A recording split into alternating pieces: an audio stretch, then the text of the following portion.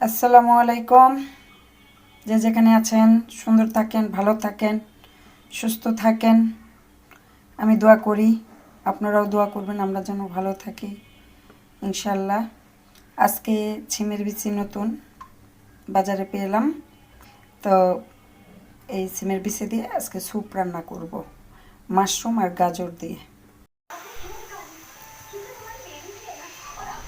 গাজর, ছিমের বিচি, মাশরুম, রসুন,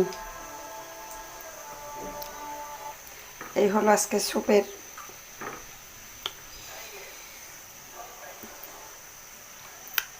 স্যুপ সন্ধ্যা।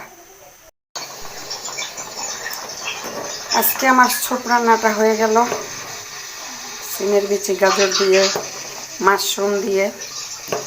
স্যুপের গ্রেভিটা ভালো আসছে, পুষ্টিকর খাবার।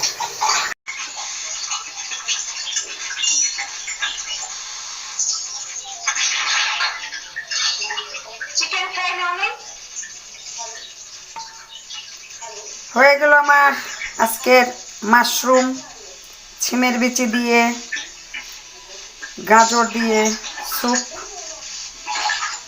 আমি খেয়ে দেখেছি, অনেক সুস্বাদু হয়েছে।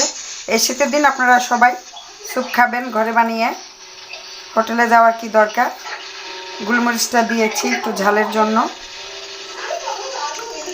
খুবই মজা হয়েছে স্যুপটা।